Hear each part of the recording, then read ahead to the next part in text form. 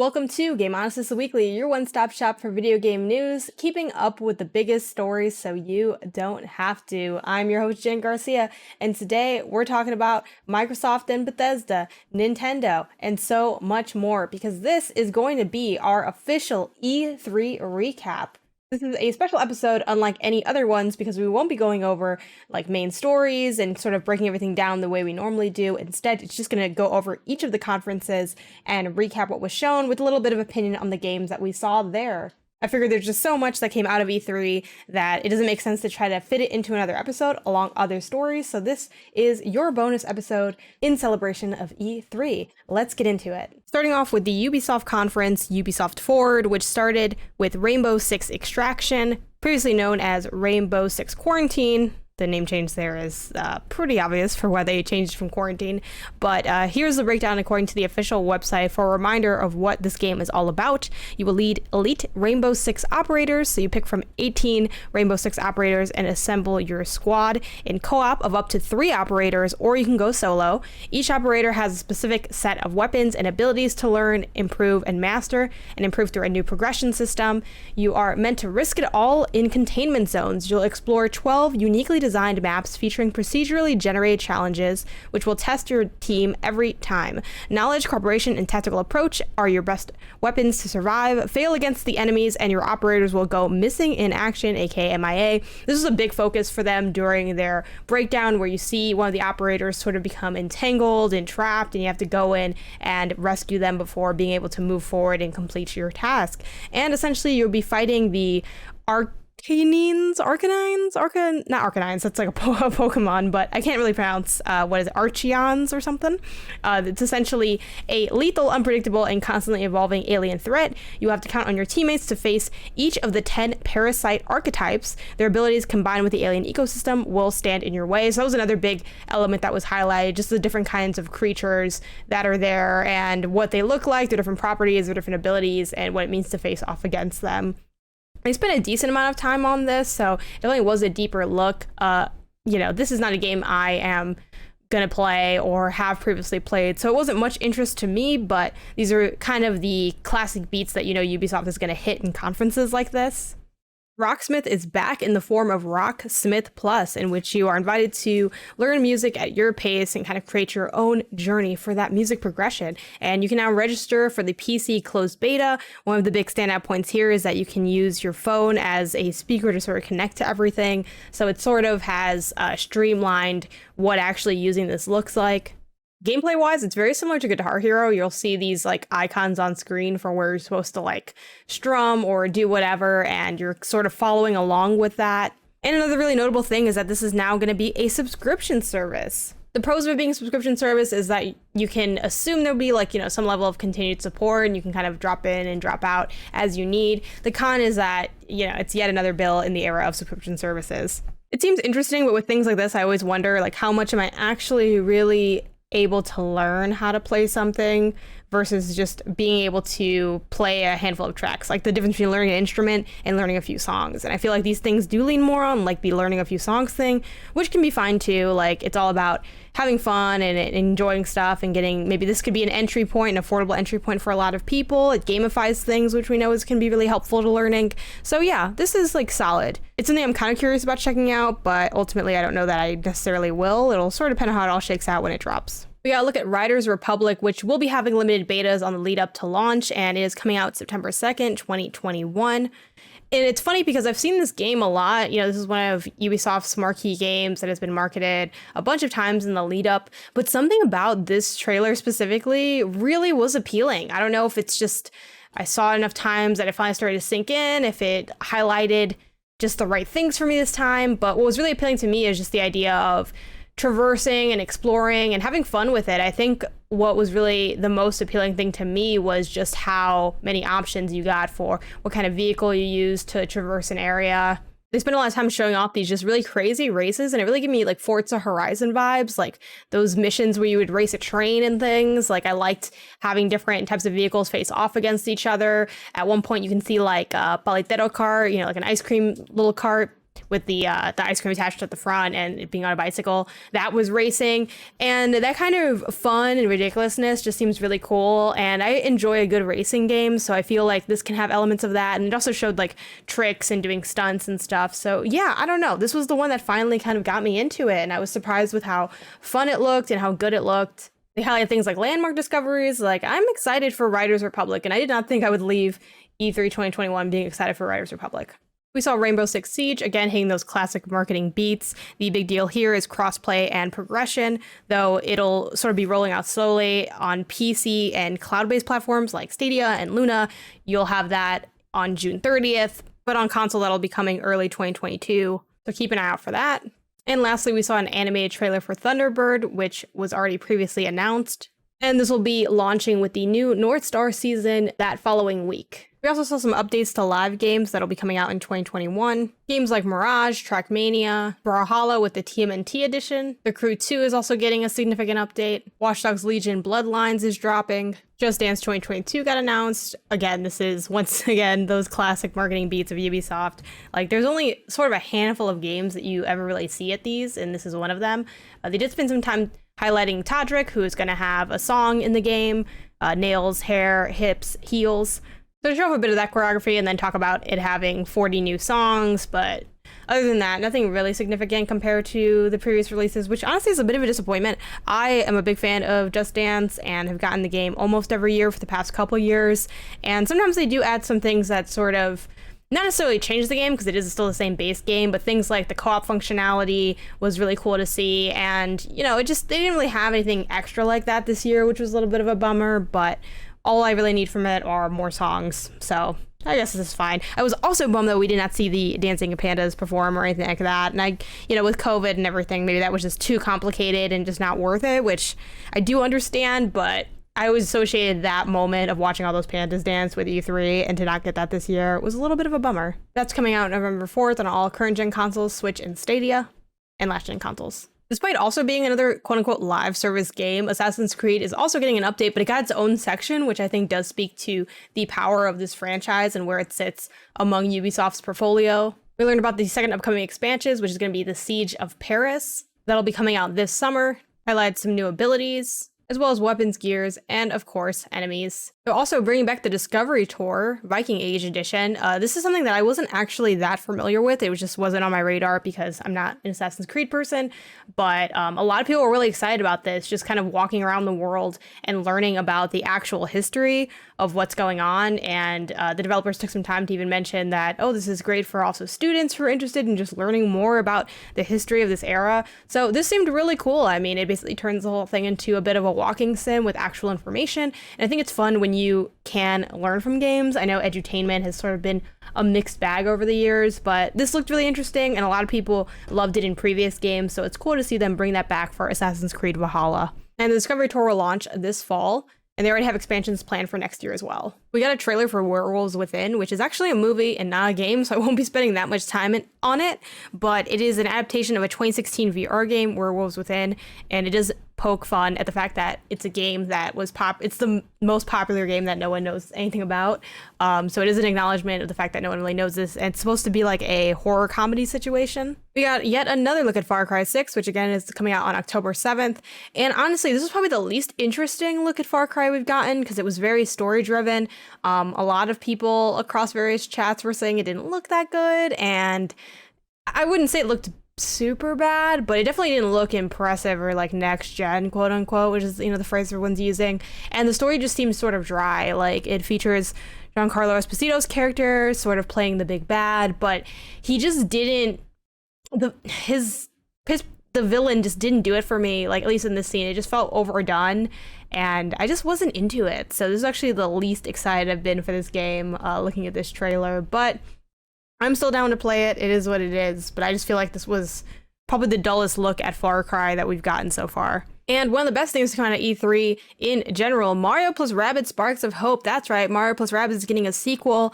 Hell yeah, I'm so excited about this. It looks like it's going to be taking place / based on the Mario Galaxy universe because it features rabid forms of Lumas, which are called Sparks.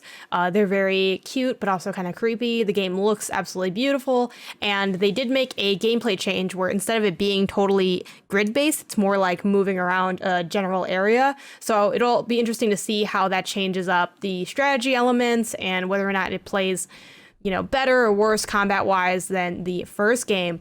Fun fact about this is it leaked right before the conference, not like literally right before, but like the night before. Nintendo had just posted it on their website, like just straight up like on the eShop. It was just there. It had screenshots, it had details, it had all the information.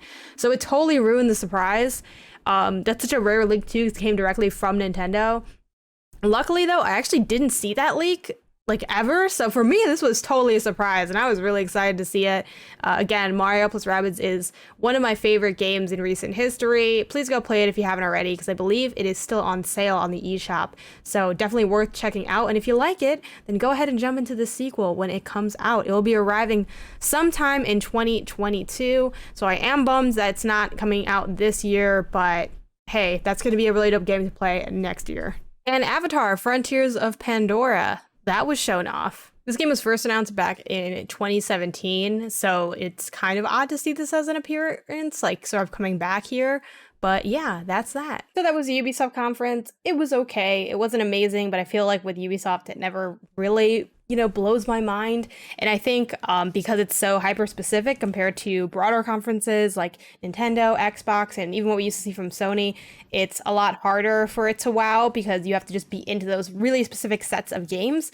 But even with that being said, I was most excited to see Mario plus Rabbids and Riders Republic. Oddly enough, I'm into Riders Republic. Everything else was kind of whatever to me. Again, I'm a fan of Just Dance, so I'm always down for that, but that's sort of a given. And that was that conference. Next up, we had the Microsoft Bethesda conference, and yes, this year it was a twofer because Microsoft acquired Bethesda, so why wouldn't they put that in their title just to really flex on that acquisition, which was a huge deal for them and makes sense, and it made for one really great conference. Starting off strong with Starfield, which would have been so much stronger if the trailer, like this entire trailer, didn't leak.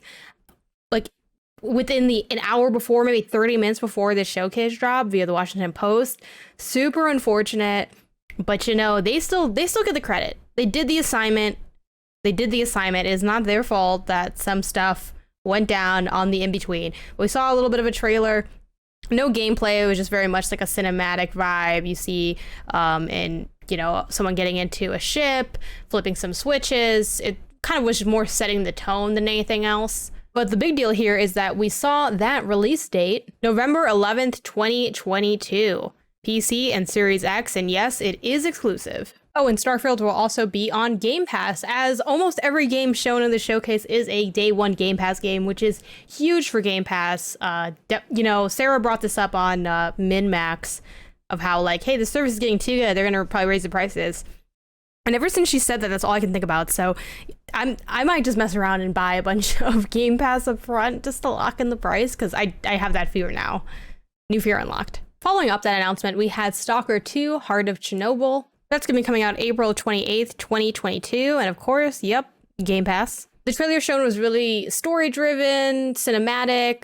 There was a little bit of gameplay shown off as well. A lot of people were making those Metro comparisons, but of course, Stalker is its own thing in its own right. But as someone that did like Metro Exodus, that kind of got me a little bit more interested. And I enjoyed the story angle conceptually more so than I enjoyed it as someone who's excited to check out a conference and look at this game. But yeah, I may have to mess around with this one. From the creators of Left 4 Dead, we had Back 4 Blood. This will be coming out October 8th, 2021. It has a co-op story campaign, cooperative multiplayer, and personally for me, it's just not my type of game, but it's cool for people that are fans of this sort of thing. From Avalanche, we got a new teaser for a new IP, Contraband. We don't know anything about this game. It was very much a sort of tonal situation, but we can sort of conclude that it might be a smuggling game. We did see some like plans drawn out, and they had like the storage they needed to get in 2 cars on sort of this map. It does give sort of that you know, vibe of being, smuggling some illegal contraband, right? It's called contraband. But the interesting thing is, again, it's a co-op game and it's an open world game. And I'm really here for these co-op experiences. I've been really enjoying the co-op offerings that have come through this industry in the last few months to last few years. So I'm excited about it simply for that reason alone. But other than that, we didn't really get anything else telling us what the gameplay is going to really be like, what we're doing. Those are sort of the only touch points we were given. Sea of Thieves is getting a Pirates of the Caribbean crossover that's going to be dropping on June 22nd. Makes sense given that Sea of Thieves is all about pirates. This is one of the most popular pirates ever. But for me, Sea of Thieves just did not click. Admittedly, I didn't understand how to play it. I tried playing it with my boyfriend and we just didn't know what was going on. Which you can imagine made it difficult to get into the game or enjoy the game. Really no shade to Sea of Thieves there. I feel like I just didn't really have the knowledge set to give it a true shot, but that was my experience with it and why I haven't really decided to try and dig into the game again after that first and failed attempt on my end. Yakuza Like a Dragon is coming to Game Pass. That means all the Yakuza games are now playable via Game Pass. We got some pre-alpha gameplay of Battlefield, which again is coming out October 22nd, and then a console launch exclusive for Xbox coming from Annapurna Interactive. You already know what it is. It's 12 minutes. I've been excited for this game since it was first announced, which I think the first time we saw it, or one of the earlier times that I saw this at least, was on Xbox's stage back during E3 2019. So it seems really fitting that this came back and made an appearance here. It's all about being trapped in a time loop. It's from a very direct top-down perspective, and it finally got a release date of August 19th, 2021. So just around the corner. I can't wait for this game. I've been anticipating it for quite some time. And of course, it's on Game Pass. We saw Psychonauts 2, of course. It's going to be coming out on August 25th, and it got basically a new gameplay trailer showing us what's up. Looks pretty, looks cheerful, and you already know it's going to be on Game Pass. Doom Eternal is getting an Xbox Series X upgrade on June 29th. Fallout 76 is also getting an update. The Stereo Rain, that update will drop on July 7th. And The Pit is making a return. That's going to be coming out in 2022. Party Animals seems like a cute, slightly wonky physics fighting game that's going to be dropping in 2022. And I've never played Gang Beasts, but everyone's making comparisons to Gang Beasts, so I think that's probably a pretty apt comparison. It looks super cute. I'm into it. This was one of the ones that I was more excited about of this showcase. And yeah, and of course, y'all already know is going to be on Game Pass. Hades is coming to PlayStation, Xbox, and Game Pass this August. Shout out to Hades. Wonderful game, now playable for more people. Specifically, it'll be there on August 13th. And this is a roguelike, but I recommend you play it even if you don't like roguelikes, because I think it's pretty accessible even if you're outside of that fandom. Normally. Coming out as a console launch exclusive, Jump Ship, which is an independent game studio founded around an original IP by Chris Olsen, built in collaboration with ex-CEO and co-founder of Playdead, Dino Patti, I'm not really sure how to pronounce. They are coming out with, again, a new game, and it is called Somerville, and it looks very similar to that Inside aesthetic in terms of the art style. The trailer shows off a family, which includes a dog. I'm really worried about this dog. And there's a lot of striking moments of light and color used in what's pretty much like a dark grayed out area. It seems like there's some type of attack, maybe from an extraterrestrial force of some sort. We see a gun being fired off at one point, which kind of implies that there might be some more direct combat than we're used to seeing from, or than we've seen from Inside or Limbo. Again, not that this is the same game or even from the same studio, but it is not, in terms of who makes it, it's not too far off creatively. But yeah, that looks really cool, and that was totally a surprise to me. It's coming out in 2022, so we will have to wait a little bit until we get it. And of course, it's on Game Pass. We got some Halo Infinite multiplayer info, including the fact that it's going to be 120 FPS and free to play. And again, the game itself should be launching holiday this year. A little bit bummed that we didn't get an actual release date for anything, but hey, the game is here, it was shown. I think that at least instilled a little bit of more confidence from the fan base that, hey, this is on its way, it's coming, and it's going to look good. It did look pretty good. So hopefully that pans out when it actually drops later this year. Diablo 2 Resurrected got a new trailer and a release date. It's September 23rd, 2021. It includes cross progression and up to 4K at 60 FPS. In addition to Xbox, the game is also coming to PS4, PS5, and the Nintendo Switch for just $40. Plague Tale Requiem is going to be coming out in 2022. This is a sequel to A Plague Tale of Innocence, which is a game that was sort of a sleeper hit for a lot of people. I personally haven't played it yet, but a lot of people that I know really loved it, so definitely a good reason to go on and go back to that. And of course, that'll also be on Game Pass. We saw Far Cry, again, not much to say on this one. It's just more of the same. We've seen Far Cry 6 several times now. This trailer was pretty solid, but it wasn't exactly doing anything, groundbreaking in terms of information. So just a reminder that Far Cry 6 is coming out on October 7th, 2021. Slime Rancher is getting a sequel. That's right, Slime Rancher 2 is going to be coming out in 2022. And it looks just as adorable as ever. This is a game that I continually keep picking up and trying to finish, and then I like play it once and then I don't return to it again. So I think this is I'm finally going to see it through, I think, in preparation for this sequel, which I already don't need to tell y'all. Y'all already know what it is. It's coming to Game Pass. Coming through as a console launch exclusive, Shredders. Essentially, it is a snowboarding game. That's about it. When I first saw it, I was like, is this Riders Republic? No, it's Shredders. It looks fine. Like, nothing that totally wins me over, but I think if you are a fan of snowboarding games, it's probably worth paying attention to just because there aren't a lot of games coming out in that space. We got to look at Atomic Heart, an open world action RPG that takes place during the Soviet Union, and released it out here where the powers that your character also has. It kind of had some like Bioshock energy to it. And of course, this is coming out on Game Pass day one. Due out in 2022, Sad Cat Studios and CodeSync are coming together with a game Replaced. It has a really stunning pixelated art style and is a 2.5D sci-fi retro futuristic action platformer. Again, the aesthetic is the most appealing part to me in this. I'm not sure if it, what it's going to deliver on or not, but it definitely has the setting down packed. And it's one that is, to me, inherently appealing, but at the same time, I think the pixelated stuff I'm getting a little bit tired of seeing. Like, I'm personally drawn to it a bit less, but it does look stunning. And of course, it is coming to Game Pass. Ground is getting a Shroom and Doom update that goes live on June 30th, and it features like a giant spider boss.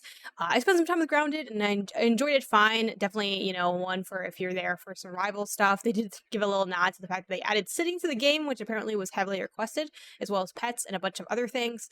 But yeah, for me, until it's like out of early access, I just struggle to want to continue pursuing what I was going with in the game. Among Us is adding 15-player lobbies to the game. These allow for up to 3 imposters. Coming soon, but no hard release date. A Yuden Chronicle is coming in 2023. This is an action RPG spinoff, and it again has that like 2.5D look to it, where there are 2D sprites and 3D backgrounds. And that's also going to be on Game Pass. Top-down shooter The Ascent is coming July 29th, and yes, it will be on Game Pass. Age of Empires 4 is coming out October 28th, 2021, and it will be on Game Pass for PC. We got a teaser trailer for The Outer Worlds 2, which was such a huge surprise given the fact that they had content updates in the form of DLC really not that long ago, so it was pretty surprising to hear that they are working on a sequel. They had a very cheeky teaser trailer where they were sort of making fun of how game trailers are generally set up, but that's all we know about The Outer Worlds 2. It's gonna happen. And you already know it's gonna be on Game Pass. Microsoft Flight Simulator is finally coming to console. It's going to be playable on the Xbox Series X/S on July 27th, 2021. And there's also a Top Gun expansion that's coming through that's going to be free and meant to kind of help promote the movie, both of which are set for November 19th, 2021. I'm really glad this game's finally coming over to console because it was supposed to be like one of the best games that Microsoft had last year, and it was so awkward that it wasn't on console. As far as the Top Gun thing, I mean, my dad's a big fan of Top Gun, but I personally haven't ever watched it, so that is what it is. Y'all already know what it is. Forza Horizon made its appearance, and it looks absolutely stunning. I say that every year because Forza always looks really good, but damn, this looks good. It's going to be set in Mexico, which is really exciting. This will be coming to Xbox and PC, of course, November 9th. And yeah, that means it's also going to be on Game Pass. Oh, it's also worth noting that they did show off some of the goofier elements of the game, stuff like knocking over gigantic pins as if you're a huge bowling ball, things like breaking piñatas on the street. So there's definitely some of those goofy antics that have come to be associated with the Horizon series, which is still in that sim genre, but not going for realism the same way that Forza Motorsport is. Phil Spencer then took the time to give a general overview of the calendar for Game Pass in 2021. Stuff like Yakuza on June 13th, Dark Alliance on June 22nd, The Ascent on July 29th, Hades August 13th, August 19th, 12 Minutes, September 17th, Origami 2, September 23rd, Sable, Fall 2021, Anacrusis, Fall 2021, Scorn, October 12th, Back for Blood, December, Shredders, Among Us 2021, Hello Neighbor 2 2021, The Gunk 2021, July 27th, Flight Simulator, August 25th, Psychonauts 2, October 28th, Age of Empires 4, November 9th, Forza Horizon 5, Holiday, Halo Infinite. Coming from Bethesda, we got to look at Redfall, which is Arcane's co-op vampire game that's going to be coming summer 2022. It's got some magic, it's got some shooting, seems like it'll be a multiplayer co-op situation, and it'll be on Game Pass. All in all, 27 games coming to Game Pass in this whole thing. Honestly, a really strong showcase. Very little I wanted from this that I didn't already get. I think the number one thing that was missing was a hard date for Halo, but other than that, not too much. I mean, maybe a few games that would have been nice to make a reappearance or make an appearance here, you know, Babel being a notable omission, but yeah, not too much to complain about here. Really strong showing, an hour and a half of almost entirely engaging, entertaining showcases of these games. Moving on to Square Enix's E3 2021 presentation, Eidos Montreal is working on Guardians of the Galaxy. This game will be out October 26th, and honestly, it looks a lot like Marvel's Avengers in terms of how the gameplay flow is and how the missions seem to be structured.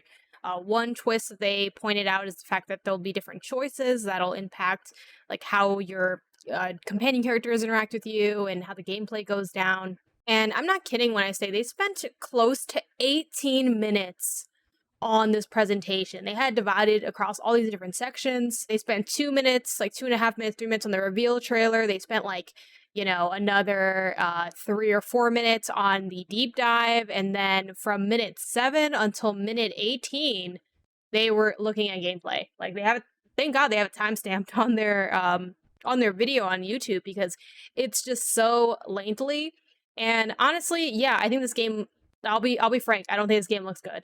I don't think it looks good. I don't think it'll necessarily be a bad game, but I don't think it'll be a good game. I think it'll be mediocre, subpar, whatever adjective you want to use to indicate something that just isn't that good, just isn't that notable. I mean, it looks like Marvel's Avengers in a bad way. Like Marvel's Avengers, the campaign was better than I thought it would be, but it was still incredibly basic and just like not worth it to me. So if you're someone that liked Marvel's Avengers, you probably would like this, but I would also argue that doesn't mean a whole lot because Marvel's Avengers was not good. So I just feel like you like two bad games. Yeah, it was just bad. It was just bad. I don't have much else to say on the topic, but you know, there are people that were excited about this because it's still more Marvel. If you like Guardians of the Galaxy, that's cool, but yeah, I'm not into it. I'm not feeling it. And there really did become a point in this conference where it was unclear whether we would see anything that wasn't just Guardians of the Galaxy. But eventually we did see more Final Fantasy. The original games are getting a pixel remaster, but those remasters of the first 6 games are only going to be available on Steam and mobile, which is kind of shocking. Hoping to see this come to Switch eventually because I feel like that would be a great place for it. And those will be coming soon. The Legend of Mana remaster is coming in June. That's going to be dropping June 24th, so just around the corner to PS4, Steam, and Nintendo Switch. We got a content roadmap update for Marvel's Avengers, giving us another look at War for Wakanda, which is an expansion that's coming up to the game. Content roadmap-wise, we have the Cosmic Cube coming in June, and Wasteland Patrol coming sometime summer and beyond. We got a trailer for the mobile Hitman game, Hitman Sniper: The Shadows, which will be out later this year. And we found out that Nier is coming to mobile. You can pre-register now. There's going to be a War of Visions and Final Fantasy collaboration coming this month. Will be happening June 16th through July 13th. We got another look at Babylon's Fall, which will be coming to PS4, PS5, and PC via Steam, but we still don't have a release date yet. We got another look at Babylon's Fall, which is coming to PS4, PS5, and Steam, but we still do not have a release date for it yet. And we got a trailer for the Life is Strange Remaster Collection, which is coming out September 30th. We showed some like side-by-side comparisons of how it was updated, and honestly, I mean, it looks a little bit better, but I don't think it's like that drastic of a change. However, if you haven't played these games before, or maybe we're looking for an excuse to replay them, it works for that. We got another look at Life is Strange True Colors, which is all centered around the ability to see people's auras and like what they're thinking and their sort of emotional state. It's kind of like empathy, essentially. And we got to look at the power and the consequences of that power may end up having. Again, that game is set to come out in September 10th. We gotta look at Stranger of Paradise Final Fantasy Origin. This is coming from Team Ninja and is set to release in 2022. Seems more action-oriented, but not a whole lot else to pull from it. And again, Final Fantasy isn't exactly my purview at this time, so not a whole lot of opinions on this one. And that was the showcase. Overall, yeah, it was pretty lukewarm for me. I mean, I don't think I walked away with too much to be excited about. Again, this does fall in that category of if the games are for you, they're for you, and if they're not, it's going to be hard to pull you in because the offerings are the offerings, and it kind of ends at that. I am looking forward to Life is Strange True Colors, just as a fan of the franchise, but I also have had a lot of beefs with Deck Nine's approach to Life is Strange, so I am going in very skeptical, but we'll see how it ends up going. Yeah, I walked away from this without much positive and actually a little bit negative. I mean, the Guardians of the Galaxy portion of it was just so weak to me, and it took up so much time that, yeah, this definitely was probably my least favorite showcase of the ones that I really watched. Of course, Gearbox being really on the probably still has to be the weakest one just because of how long they took up with looking at, movie sets, but yeah, this one was kind of rough. And finally, we got Nintendo Showcase, the Nintendo Direct E3 2021. It starts off with that Super Smash Bros. Reveal, and it features none other than Tekken's Kazuya, which is a pretty cool addition considering like the fighting game crossover situation with it. And the trailer is really cute. It features him just throwing off different characters in the universe off of a cliff, basically, and there's some really cheeky moments during this sequence of characters sort of like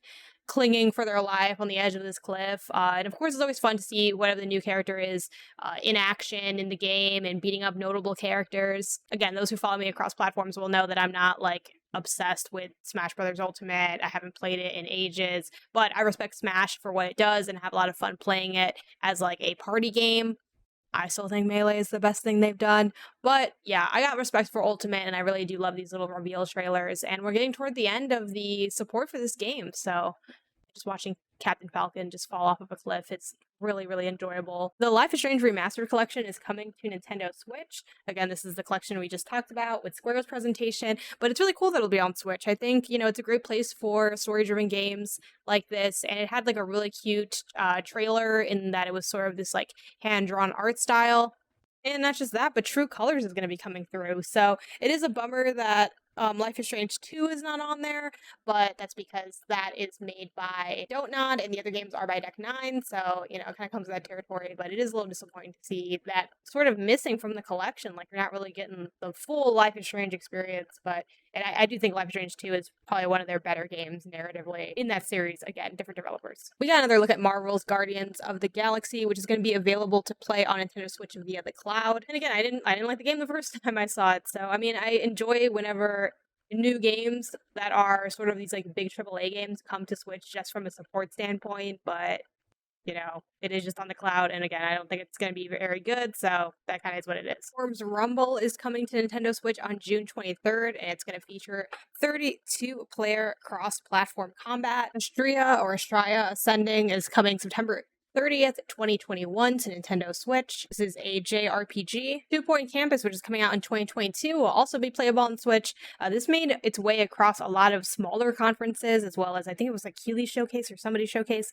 So this game is the game that just kept appearing, and it's at the point where I'm like, am I playing this game? Like, what's going on? It seems like it might be worth checking out. I mean, they're hustling with the marketing. So when I saw these bananas on screen, y'all, and what I thought was barrels, I was like, this is going to be Donkey Kong. But then like the years did not match up for like the anniversary. So that should have tipped me off that it was not Donkey Kong. And of course, nope, it's the other primates, monkeys, whatever you want to call it. It's Super Monkey Ball 20th anniversary. This is going to come out on October 5th, 2021. It's supposed to be the ultimate Super Monkey Ball experience with more than 300 stages from Super Monkey Ball 2, and Super Monkey Ball Deluxe. I played some of these as a kid, and I think we bought one of them as an adult, like just on the GameCube to just have some fun, and it was okay. Like, It's just not a game that I'm gonna be like hyped for. There's some fun to be had with Super Monkey Ball, but I don't think it's really that deep. Like, I'm not gonna go bananas for it as it's asking me, but you know, that is what it is. Doubling down on the nostalgia trend, we got Mario Party, specifically Mario Party Superstars. This is coming out on October 29th. It is bringing back boards from the N64 games. It's also going to feature 100 classic minigames from the N64 and GameCube games. It supports both local and online multiplayer. I have done the online for the Mario Party that's on Switch, and it works really well. So I do think this will also work well. It is at that full $60 price point, and having just bought the last Mario Party on Switch when the online update dropped, it's kind of like, damn, but you know, that is what it is. I'm still excited. I love those games, and playing them on the Switch is a lot more comfortable than booting up the N64 and struggling. So far at this point in the conference, honestly, I'm sort of like, okay, you know, there's some things here. It's not like it's awful, but it's not really doing a whole lot for me. And then we get to Metroid Dread, and I am just over the moon about this game. I am so excited to see it. This is something that got brought up a long time ago, and we just never heard about it. And it was really weird seeing like Metroid 5 there with like Metroid 4 in my head. Of course, they're two different kind of like storylines essentially. This is coming out October 8th, 2021. Samus comes through in the badass suit. It just looks gorgeous. It is a 2D Metroid game. It is going to be at that full $60 price point for those who are curious. And I just love everything about what we saw in this trailer, like the combination of like robotic enemies and also like more like organism-based enemies, and I just loved it. I just thought it looked so good. Essentially, this is Samus continuing the events of Metroid Fusion, which is a game I absolutely adore. It's one of my favorite games ever. I barely remember any details about it because I played it as a kid, but I was obsessed with that game. So it's continuing those events when she descends upon planet ZDR to investigate a mysterious transmission sent to the Galactic Federation. The remote planet has become overrun with vicious alien life forms and chilling mechanical menaces. Samus is more agile and capable than ever, but can she overcome the inhuman threat stalking the depths of ZDR? So yeah, this looks fantastic. I'm here for the running slide. I'm here for the morph ball. I'm here for the sort of like beautiful use of colors and like the fog. It just looks gorgeous. I'm into it. I love it. There's a little bit of like stealth involved too with some of these. Like oh man, it looks so good. I'm not gonna front. I already bought the collector's edition of this game. It was like 80 or 90 bucks. I don't care. It comes in an art book that I'm gonna open once and never open again, and a steel book that doesn't fit in my shelf, and I'm excited for it. Metroid Dread. And it's so soon. I'm shocked that the date is so soon. Just Dance 2022 is also coming to Switch, which we, you know, heard about that in previous showcases. But yeah, a little Just Dance nod. And again, Just Dance is coming out November 4th. Cruisin' Blast is coming out fall of 2021. Gonna have nearly 30 tracks and 23 custom rides. From licensed supercars to monster trucks and unicorns. The unicorn really shocked me, I'm not gonna lie.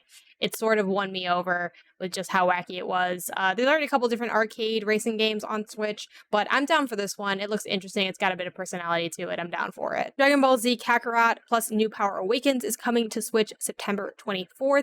This game has already been out before, but now it's on Switch. We got another look at Mario Golf Super Rush. And again, a reminder that it's coming out on June 25th, so just around the corner as well. Monster Hunter Stories 2 Wings of Ruin is coming out July 9th, 2021, and a demo is also available if you want to check that out ahead of time. WarioWare is back with Wario Get It Together. This is coming out September 10th, 2021. It's going to cost $50, so a little bit less than normal full price retail for a game like this. And it's going to include over 200 quick and quirky micro games. You can do it alone or do 2-player co-op, which is a first for the series, and it needs to be on the same system, or you can do it via local wireless. We got to look at Shin Megami Tensei 5, which is coming out in 2021, specifically dropping November 12th, 2021. Not a whole lot to say on this one because I'm just not super familiar with the series. Danganronpa Decadence is coming out in 2021 for Nintendo Switch, and it's going to have 3 main titles in the Danganronpa franchise, including Trigger Happy Havoc Anniversary Edition, Danganronpa 2 Goodbye Despair Anniversary Edition, and Danganronpa 3 Killing Harmony Anniversary Edition. It also features a brand new title, Danganronpa S Ultimate Summer Camp, which is going to be a board game style bonus game with all new scenes and interactions between your favorite characters. Fatal Frame Maiden of Black Water is coming out in 2021, but this is just a Wii U port, so I mean, that's cool if you haven't played it and want to play it, or you did play it and want to replay it, but it is just the Wii U port. Then we head into the games and DLC section of the showcase, including Doom Eternal, The Ancient Gods Part 1, as far as additional content goes for that game. We gotta look at Tony Hawk Pro Skater 1 and 2, which is coming out June 25th. Just kind of a reminder that game is dropping. That was already announced, but just another look at it, and that is $48.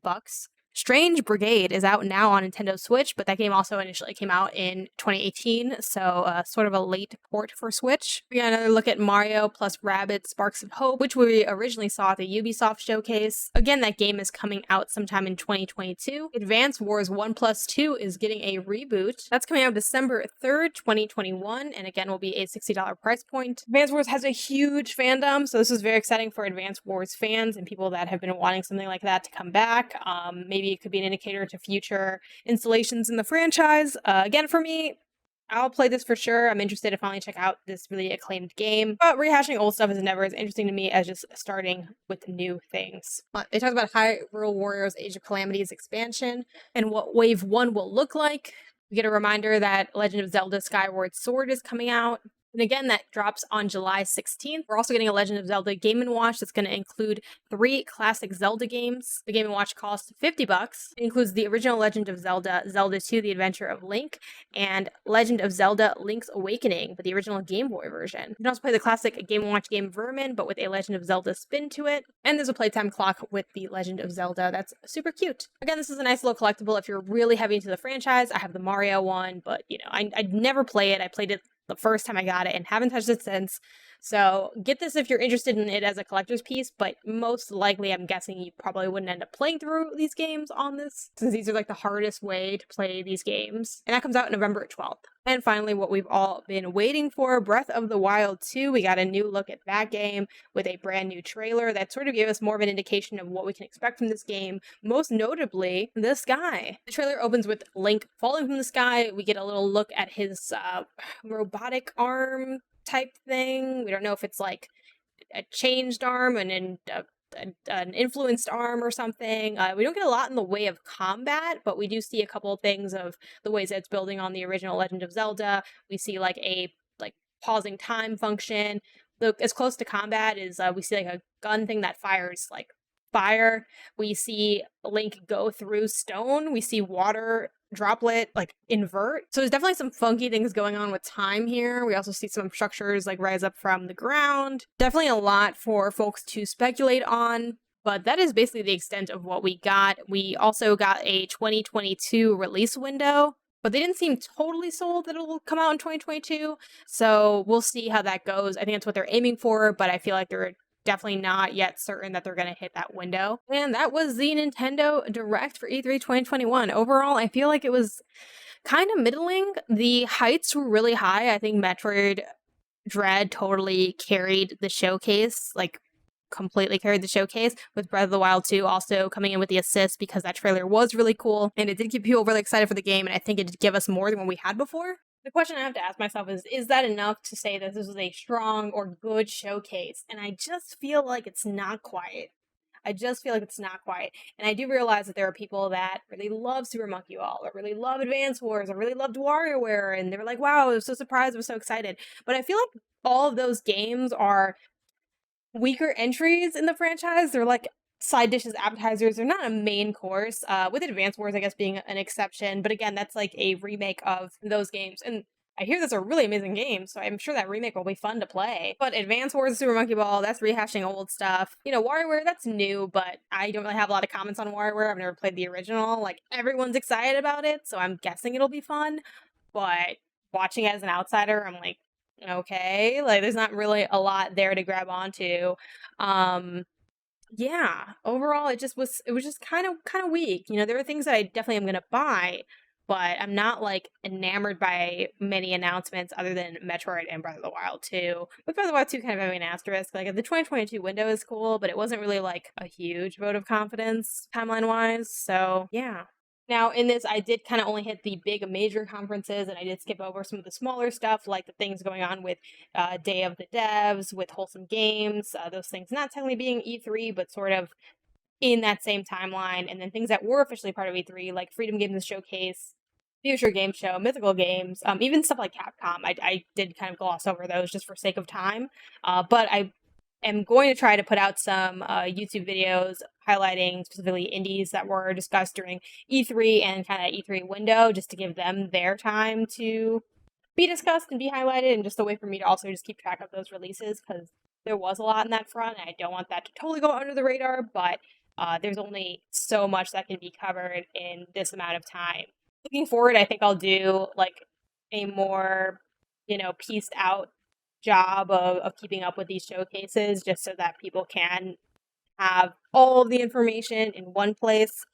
But for this year, I think hitting just those major conferences is probably the best way to go. And that does it for this episode of Gameonysus Weekly. Was a special edition. It was a little bit different than what we normally do, and you'll still be getting your classic regular podcast episode as well. And that'll just be focused on the news stories that came out during E3 when no one was really paying attention. We're going to touch on whatever those big stories were. And as always, thank you so much for watching over on YouTube. Be sure to like, subscribe, and tap the bell. And for listening on podcast services, it's on all podcast platforms, so definitely check out the show over there and leave a review if you can. It helps the show a whole lot. And as always, a huge thank you to my patrons over on Patreon that help make this show and all my work possible. You too can join over on patreon.com/Gameonysus. We have rewards all the way down from the $1 tier up to the $25 tier. And as always, I will see y'all here next time. Bye.